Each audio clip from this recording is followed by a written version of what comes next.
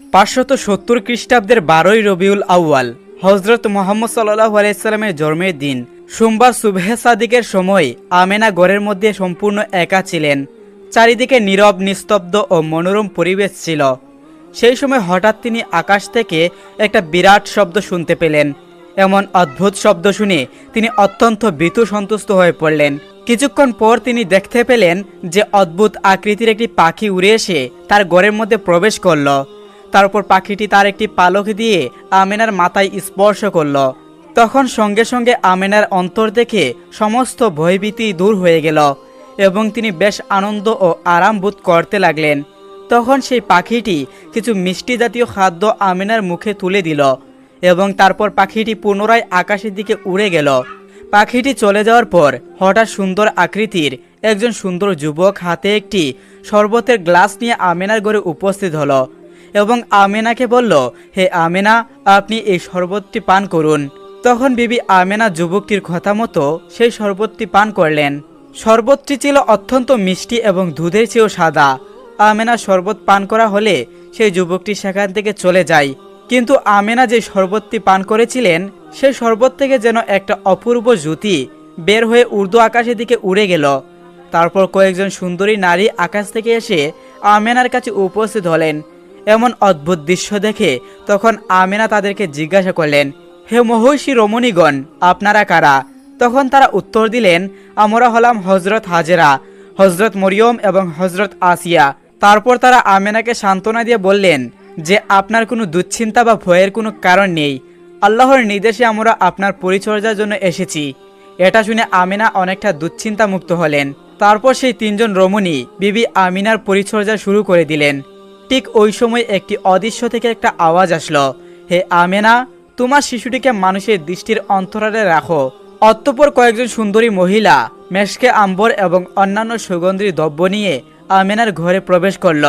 ইতিমধ্যে আমেনা লক্ষ্য করেছিলেন যে কতগুলো অপূর্ব পাখি তার ঘরের উপর উড়ে বেড়াচ্ছে।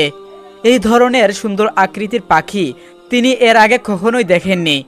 এই দৃশ্যগুলো দেখে আমিনার চোখ জুড়িয়ে গেল।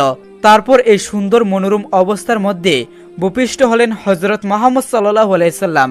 তিনি ভূপিষ্ঠ হয়ে সিজদায় পতিত হয়ে বললেন, লা ইলাহা ইল্লাল্লাহু মুহাম্মাদুর রাসূলুল্লাহ। শিশু হজরত মুহাম্মদ সাল্লাল্লাহু আলাইহি সাল্লাম ভূপিষ্ঠ হওয়ার পর তার দেহর আলোতে আমেনার প্রদীপহীন ঘরটি এতটাই আলোকিত হয়ে গেল যে ঘরে মেঝেতে পড়ে থাকা সুতো পর্যন্ত সেই আলোতে দেখা যাচ্ছিল। সেই আলোর ছোঁয়া এতটাই উজ্জ্বল ছিল যে তার জলকে সিরিয়া প্রাসাদ পর্যন্ত আমেনার চোখের সামনে ভেসে উঠল। অতঃপর তা অদৃশ্য হয়ে গেল। ঠিক এমন সময় আকাশ থেকে একখণ্ড সাদা মেঘ নেমে এসে শিশু হজরত মুহাম্মদ সাল্লাল্লাহু আলাইহি সাল্লামকে আমেনার কুল থেকে তুলে নিয়ে চলে গেল। এই সময় অদৃশ্য থেকে কে যেন বলল, এই শিশুটিকে পূর্ব পশ্চিম সমগ্র এলাকা ঘুরিয়ে নিয়ে আসো, যেন সারা দুনিয়া এই শিশুটির কাছে পরিচিত মনে হয়। শিশু মুহাম্মদ সাল্লাল্লাহু আলাইহি সাল্লামকে সেই মেঘখণ্ড নিয়ে যাওয়ার পর বিবি আমেনা একাই ঘরের মধ্যে বসে থেকে চিন্তায় বিভোর হয়ে পড়লেন এবং হাজার প্রশ্ন তার মনে উকি দিতে লাগলো। কিছুক্ষণ পর সেই সাদা মেঘখণ্ড ফিরে এসে শিশু মুহাম্মদ সাল্লাল্লাহু আলাইহি সাল্লামকে আবার আমেনার কুলে ফিরিয়ে দিয়ে চলে গেল। বিবি আমেনা তখন দেখল যে সূর্যলোকের মতো সুন্দর চেহারা বিশিষ্ট তিনজন লোক এসে আমেনার কাছে দাঁড়ালেন। তাদের একজনের হাতে ছিল একটি স্বর্ণের লোটা, অপরজনের হাতে ছিল এক টুকরো রেশম কাপড়ের আবৃত আংটি এবং অন্যজনের হাতে ছিল একখণ্ড সুন্দর পোশাক। তাদের মধ্যে থাকা প্রথম ব্যক্তিটি আমেনার কোল থেকে শিশু মুহাম্মদ সাল্লাল্লাহু আলাইহি সাল্লামকে নিয়ে জমজমের পানি দিয়ে গোসল করালো। তারপর দ্বিতীয় ব্যক্তি রেশমের কাপড়ের ভিতর থেকে আংটিটা বের করে তার দুই খাদের মাঝখানে একটি চাপ দিয়ে দিল। তারপর তৃতীয় ব্যক্তি তার হাতে রাখা কাপড়টি পেঁচিয়ে শিশু মুহাম্মদ সাল্লাল্লাহু আলাইহি সাল্লামকে আবার আমেনার কোলে ফিরিয়ে দিলেন। অতঃপর তৃতীয় ব্যক্তি শিশু মুহাম্মদ সাল্লাল্লাহু আলাইহি সাল্লামের কানে কানে কি যেন বলল, কিন্তু বিবি আমেনা তার সব কথা বুঝতে পারল না। তবে যা বুঝতে পেরেছিলেন তা হলো, হে আল্লাহ রাসূল, আপনাকে এমন গায়েবের এলেম দান করা হয়েছে যা কাউকে দেওয়া হয়নি। আর আপনার প্রতি শুভ সংবাদ হলো, যারা আপনাকে আল্লাহর নবী বলে মান্য করবে এবং আপনার প্রতি ঈমান আনবে তারা আপনার উম্মত বলে গণ্য হবে এবং তারা দুজকের আযাব থেকে মুক্তি পাবে। এদিকে হজরত মুহাম্মদ সাল্লাল্লাহু আলাইহি সাল্লামের দাদা আব্দুল মুতালিব তার ঘরের মধ্যে ছিলেন, কিন্তু ইতিমধ্যে তিনি একটি উচ্চ আওয়াজ শুনে ঘর থেকে বাহিরে বেরিয়ে এলেন এবং আকাশের দিকে তাকিয়ে দেখলেন যে ফেরেশতাগণ আল্লাহর উদ্দেশ্যে তাসবিহ পাঠ করছে, আর সেখানে যে মূর্তিসমূহ দাঁড়িয়েছিল সেই সবগুলো মূর্তি মাটিতে পড়ে গিয়ে গড়াগড়ি খাচ্ছে। এমন সময় আব্দুল মুতালিব আকাশ থেকে একটি অদৃশ্য আওয়াজ শুনতে পেল। কে যেন বলছিল, হে দুনিয়াবাসীগণ, এইমাত্র আখিরি পয়গম্বর জমিনের বুকে শুভাগমন করেছেন, তাই আমরা আল্লাহ তাআলার রহমতের পানি দিয়ে আগমন করেছি। এই পানি দিয়ে তাকে গোসল করিয়ে দিব। তারপর আব্দুল মুতালিব দেখলেন পবিত্র কাবাগর সাফা এবং মারোয়া পাহাড় তরতর করে কাঁপছে। এই দৃশ্যগুলো দেখে আব্দুল মুতালিবের শরীরেও কম্পন শুরু হয়ে গেল। তখন আব্দুল মুতালিব আরও একটি আওয়াজ শুনতে পেল। কে যেন আকাশ থেকে বলছে, হে কুরাইশ প্রধান, ভীতু হইও না, তোমার ভয়ের কোনো কারণ নেই। অতঃপর আব্দুল মুত্তালিব পুত্রবধূ আমেনার খবর জানার জন্য তার কামরার দিকে অগ্রসর হলেন এবং তিনি আমেনার ঘরের সামনে গিয়ে দেখলেন যে আমেনার ঘরের উপর এবং চারিদিকে কতগুলো পাখি উড়ে বেড়াচ্ছে, আর একখণ্ড সাদা মেঘ বিবি আমেনার ঘরের উপর স্থির হয়ে দাঁড়িয়ে রয়েছে। এই দৃশ্য দেখে আব্দুল মুত্তালিব হতবুদ্ধি হয়ে জ্ঞান হারিয়ে মাটিতে পড়ে গেল। কিছুক্ষণ পর যখন আব্দুল মুত্তালিবের চেতনা ফিরে আসলো, তখন তিনি বিবি আমেনার ঘরে যাওয়ার জন্য অস্থির হয়ে পড়লেন। তিনি ধীরে ধীরে আমেনার ঘরের দরজায় পৌঁছে দেখলেন যে উদ এবং আম্বর মিশ্রিত পানি ঘুরিয়ে যাচ্ছে এবং চারিদিকে সুঘ্রাণে মোহিত হয়ে গেল। তখন আব্দুল মুত্তালিব ঘরের দরজার ফাঁক দিয়ে ভিতরে আমেনার দিকে দৃষ্টিপাত করলেন। তিনি দেখতে পেলেন যে বিবি আমেনার কপালে পূর্বকার সেই উজ্জ্বল এখন আর দেখা যাচ্ছে না। এতে আব্দুল মুত্তালিব অত্যন্ত উগ্নিত হয়ে আমেনাকে ডেকে জিজ্ঞাসা করলেন, হে আমেনা, তুমি কি জাগ্রত নাকি নিবৃত? তখন বিবি আমেনা বললেন, আব্বাজান, আমি জাগ্রত আছি। তখন আব্দুল মুত্তালিব তাকে জিজ্ঞাসা করলেন, তোমার চেহারায় এতদিন যে নূর বিচলিত হচ্ছিল তা কোথায় গেল? তোমার কপালে যে তা দেখা যাচ্ছে না, ব্যাপার কি? তখন আমেনা বললেন, আব্বাজান, ওই নূর তো আমার ছিল না, সেই নূর যার ছিল সে তো এইমাত্র আমার গর্ভ হতে ভূমি ভূপিষ্ঠ হয়েছে। একদা রাসূল সাল্লাল্লাহু আলাইহি সাল্লাম হযরত ফাতেমা রাদিয়াল্লাহু তাআলা আনহাকে ডেকে বললেন, হে ফাতেমা, এই মদিনায় একজন কাঠুরিয়া স্ত্রী থাকে। সে এমন একটি আমল করে যে আমলের কারণে সে তোমার পূর্বে জান্নাতে প্রবেশ করবে।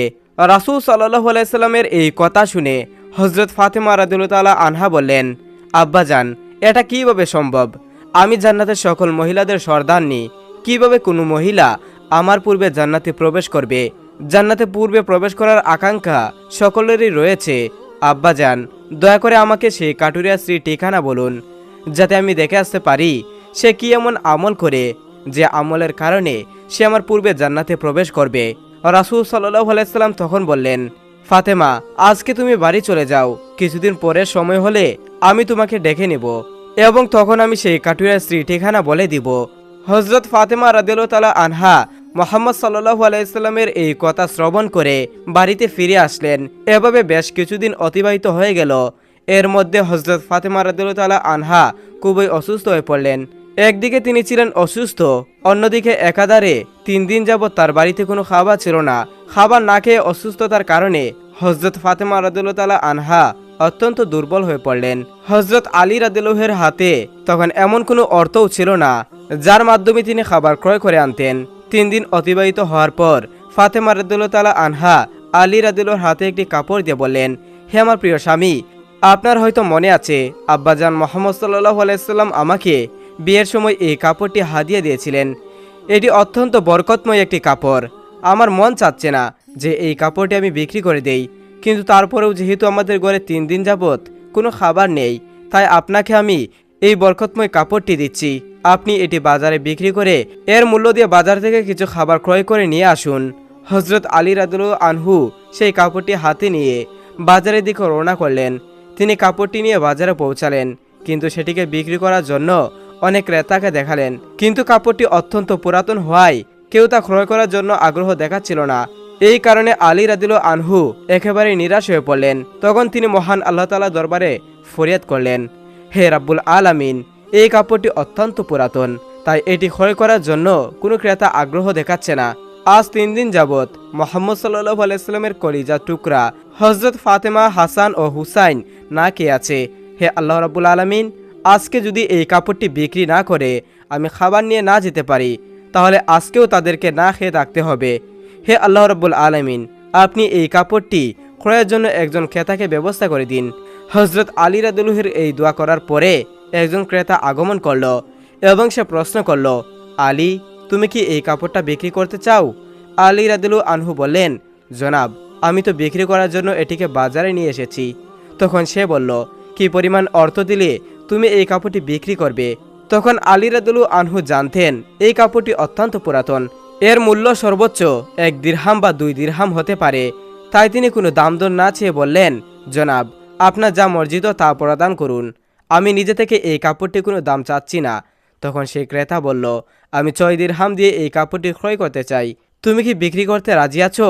তখন আলী রাদিয়াল্লাহু আনহু খুশির সাথে রাজি হয়ে গেলেন এবং বললেন, জনাব, আপনি আমাকে এই কাপড়টি 6 দিরহামের বিনিময়ে ক্রয় করতে পারেন। অতঃপর সেই ক্রেতা আলী রাদিয়াল্লাহুকে 6 দিরহাম দিয়ে দিল। আলী রাদিয়াল্লাহু আনহু সেই কাপড়টি তাকে হস্তান্তর করলেন। এদিকে আল্লাহ রাব্বুল আলামিনের একদল ফেরেশতা অন্য ফেরেশতাদেরকে বলল, নবী করিম সাল্লাল্লাহু আলাইহি সাল্লামের সাহাবীরা অত্যন্ত দানশীল, তারা সুখে দুঃখে সর্বদাই দান করেন। ফেরেশতাদের এই কথা শুনে অপর একজন ফেরেশতা বলল, আল্লাহর নবীর সাহাবীরা দান করেন, এটা ঠিক কথা, কিন্তু তারা সুখে দুঃখে সবসময় দান করেন না। যদি তাদের হাতে কোনো কিছু থাকে তাহলে তারা দান করেন, এবং তাদের হাতে থাকা জিনিসটি প্রয়োজন তাদের নিজেদের থাকে, তখন তারা সেই জিনিসটি দান করেন না। ফেরেশতাদের এই ঝগড়ার সমাধান করতে আল্লাহ রাব্বুল আলামিন তাদেরকে বললেন, হে আমার ফেরেশতারা, তোমরা পরস্পর ঝগড়া করো না। এই বিষয়টি পরীক্ষা করার জন্য হযরত আলীর কাছে চলে যাও। সে 6 দিরহাম দিয়ে একটি কাপড় বিক্রি করেছে, আর এই 6 দিরহাম তার অত্যন্ত প্রয়োজন। তোমরা আলীর কাছে সেই 6 দিরহাম চেয়ে দেখো সে তোমাদেরকে দেয় কিনা, আর এর মাধ্যমে তোমরা ঝগড়া সমাধান হয়ে যাবে। আল্লাহ রাব্বুল আলামিনের পক্ষ থেকে এই নির্দেশন পাওয়ার পরে একজন ফেরেশতা ফকির বেশে আলী রাদিয়াল্লাহুর কাছে চলে গেলেন। হযরত আলী রাদিয়াল্লাহু 6 দিরহাম নিয়ে খাবার ক্রয় করতে গিয়েছিলেন। প্রতিমধ্যে সে ফেরেশতা ফকির বেশে তাকে বললেন, হে আল্লাহর বান্দা, আমি কয়েকদিন যাবত না খেয়ে আছি। দীর্ঘদিন না খেয়ে থাকার কারণে আমার শরীরে সামান্যত নড়াচড়া করার শক্তি নেই। আমি আল্লাহর ওয়াস্তে তোমার কাছে কিছু ফরিয়াদ কামনা করছি। যদি তোমার নিকট কোনো অর্থ থাকে দয়া করে আমাকে সেগুলো দান করো, যাতে সেই অর্থগুলো দিয়ে আমি খাবার ক্রয় করে খেতে পারি এবং আমার ক্ষুধার জ্বালা নিবারণ করতে পারি। ফকিরের এই প্রার্থনা শুনে হযরত আলী রাদিয়াল্লাহু আনহু ভাবতে লাগলেন, হায় আল্লাহ, আজ 3 দিন যাবৎ আমার স্ত্রী ও সন্তানেরা না খেয়ে রয়েছে। 3 দিন পরে আমার স্ত্রী ফাতেমা একটি কাপড় দিয়ে তা বিক্রি করতে দিলেন, অথচ কাপড় বিক্রি করে তার অর্থ দিয়ে আমি তাদের জন্য খাবার ক্রয় করে নিয়ে যাব। কিন্তু আল্লাহর এক অসহায় বান্দা আমার নিকট ভিক্ষা প্রার্থনা করছে, এখন আমি কি করব? আমি কি আমার স্ত্রী ও সন্তানদের খাবার ক্রয় করে নিয়ে যাব, নাকি এই ভিক্ষুককে অর্থগুলো দান করব? সর্বশেষে তিনি সিদ্ধান্ত নিলেন যে এই ভিক্ষুককে তিনি অর্থগুলো দান করবেন। অতঃপর তিনি মনে মনে ভাবতে লাগলেন, মহান আল্লাহ তাআলা আমার উত্তম অভিভাবক, এই ভিক্ষুককে আমি 6 দিরহাম দান করে দেই, অতঃপর আল্লাহ তাআলা আমার জন্য রিজিকের ব্যবস্থা করে দিবেন। তখন তিনি সেই 6 দিরহাম সেই ভিক্ষুককে দান করে দিলেন। এরপর অত্যন্ত চিন্তা ও দুঃখিত মনে সামনের দিকে চলতে লাগলেন। ইতিমধ্যে দেখা হলো একজন ব্যক্তি হযরত আলী রাদিয়াল্লাহুর সামনে একটি লাল ঘোড়া নিয়ে হাজির হলো এবং সে তাকে বলল, হে শেরে খুদা আলী, আপনি কি আমার কাছ থেকে এই লাল ঘোড়াটি ক্রয় করতে চাচ্ছেন? হযরত আলী বললেন, ভাই, আমি কিভাবে আপনার কাছ থেকে এই ঘোড়াটি ক্রয় করব? আমার হাতে তো কোনো অর্থ করি নাই। তখন সেই ব্যক্তি বলল, হে শেরে খুদা, আমি বাকিতে আপনার নিকট তা বিক্রি করব। আপনি এই ঘোড়াটি নিয়ে ব্যবসা করুন, তারপর ব্যবসা লাভ হলে আমার মূল্য আমাকে বুঝিয়ে দিবেন। হযরত আলী রাদিয়াল্লাহু ভাবতে লাগলেন, যেহেতু তিনি আমাকে বাকিতে এই ঘোড়াটি বিক্রি করতে যাচ্ছেন, তাহলে তা নিতে সমস্যা কোথায়? অতঃপর আলী রাদিয়াল্লাহু বললেন, আপনি কত দিরহামের বিনিময়ে এই ঘোড়াটি বিক্রি করবেন? সেই ব্যক্তি বলল, আমি 100 দিরহামের বিনিময়ে ঘোড়াটি বিক্রি করলাম। হযরত আলী রাদিয়াল্লাহু 100 দিরহামের বিনিময়ে এই ঘোড়াটি তার কাছ থেকে ক্রয় করল। এরপর তা বাজারে বিক্রি করার জন্য নিয়ে গেল। হযরত আলী রাদিয়াল্লাহু যখন সেই ঘোড়াটিকে বিক্রি করার জন্য বাজারের দিকে নিয়ে গেলেন, তখন এক ব্যক্তি এসে তাকে জিজ্ঞাসা করল, হে শেরে খুদা, আপনি কি এই ঘোড়াটি বিক্রি করতে চান? আলী রাদিয়াল্লাহু আনহু বললেন, ভাই, আমি তো এটি বিক্রি করার জন্য বাজারে নিয়ে এসেছি। সেই ব্যক্তি বললেন, আপনি কত দিরহামের বিনিময়ে এই ঘোড়াটি বিক্রি করতে চান? আলী রাদিয়াল্লাহু আনহু নিজে থেকে কোনো দাম না চেয়ে বললেন, আপনি কত দিরহামের বিনিময়ে এই ঘোড়াটি ক্রয় করতে পারবেন? সেই ব্যক্তি বলল, আমি 160 দিরহামের বিনিময়ে আপনার কাছ থেকে ঘোড়াটি ক্রয় করতে চাই। হযরত আলী রাদিয়াল্লাহু আনহু চিন্তা করতে লাগলেন, আমি তো ঘোড়াটি 100 দিরহামের বিনিময়ে ক্রয় করেছি, আবার তিনি আমাকে মূল্য পরিশোধ করতে চাচ্ছেন 160 দিরহাম, অতঃপর এতে আমার 60 দিরহাম লাভ হবে। তখন আলী রাদিয়াল্লাহু আনহু বললেন, ভাই, আমি আপনার নিকট 160 দিরহাম দিয়ে এই ঘোড়াটি বিক্রি করে দিলাম। সেই ব্যক্তি হজরত আলীর কাছে 160 দিরহামের বিনিময়ে সেই ঘোড়াটি ক্রয় করে নিল। হজরত আলী রাদিয়াল্লাহু যার কাছ থেকে ঘোড়াটি ক্রয় করেছিলেন তাকে 100 দিরহাম পরিশোধ করার পরেও তার কাছে রয়ে গেল 60 দিরহাম। তিনি 6 দিরহাম আল্লাহর রাস্তায় দান করেছিলেন। আল্লাহ রাব্বুল আলামিন তার বিনিময়ে তাকে 10 গুণ বৃদ্ধি করে 60 দিরহাম ফেরত দিলেন। অতঃপর এই 60 দিরহামের বিনিময়ে আলী রাদিয়াল্লাহু আনহু বিপুল সংখ্যক খাদ্য ক্রয় করে বাড়ির পথে রওনা করলেন। যখন তিনি বিপুল পরিমাণে খাদ্য নিয়ে বাড়িতে ফিরে আসলেন তখন ফাতেমা রাদিয়াল্লাহু আনহা তাকে বললেন, হে আলী, আমি তোমাকে যে কাপড়টি বিক্রি করতে বলেছিলাম সেই কাপড়ের মূল্য দিয়ে এত পরিমাণে খাদ্য ক্রয় করা তো সম্ভব নয়। তাহলে তুমি এই পরিমাণ খাদ্য ক্রয় করার জন্য অর্থ কোথায় পেলে? তুমি আমাকে আগে এই কথা বলো, তারপর তুমি আমার বাড়িতে প্রবেশ করতে পারবে। হজরত আলী রাদিয়াল্লাহু আনহু বললেন, ফাতেমা, আগে আমি বাড়িতে প্রবেশ করি, তারপর না হয় আমি তোমাকে ঘটনাটি খুলে বলবো। কিন্তু হজরত ফাতেমা রাদিয়াল্লাহু আনহা আলীকে বললেন, আগে আপনি প্রকৃত ঘটনাটি খুলে বলুন, তারপর আপনি বাড়িতে প্রবেশ করতে পারবেন। হজরত আলী রাদিয়াল্লাহু আনহু বললেন, ফাতেমা, তুমি তো ভালো করেই জানো যে তোমার স্বামী আলী কোনোদিন অবৈধভাবে অর্থ উপার্জন করবে না। আমি যে পন্থায় এই অর্থগুলো উপার্জন করেছি তা সম্পূর্ণ বৈধ একটি পন্থা। অতঃপর এই ব্যাপারে তোমার সন্দেহ করার কোনো কারণ নেই। কিন্তু হজরত ফাতেমা রাদিয়াল্লাহু আনহা আলী রাদিয়াল্লাহুর কথাগুলো তেমন বুঝতে চাইলেন না। আলী রাদিয়াল্লাহু ও ফাতেমা রাদিয়াল্লাহুর মাঝে এই ঘটনা ঘটার কিছুদিন পরে মুহাম্মদ সাল্লাল্লাহু আলাইহি সাল্লাম ফাতেমা রাদিয়াল্লাহুকে ডেকে তার দরবারে নিলেন। অতঃপর তিনি তাকে বললেন, হে ফাতেমা, তোমার কি মনে আছে আমি কিছুদিন পূর্বে তোমাকে বলেছিলাম একজন কাঠুরিয়ার স্ত্রী তোমার পূর্বে জান্নাতে প্রবেশ করবে? হজরত ফাতেমা রাদিয়াল্লাহু বললেন, আব্বাজান, অবশ্যই আমার মনে আছে এবং আমি ওই কাঠুরিয়া স্ত্রীর সঙ্গে সাক্ষাৎ করার জন্য ওদের আগ্রহে ব্যাকুল হয়ে আছি।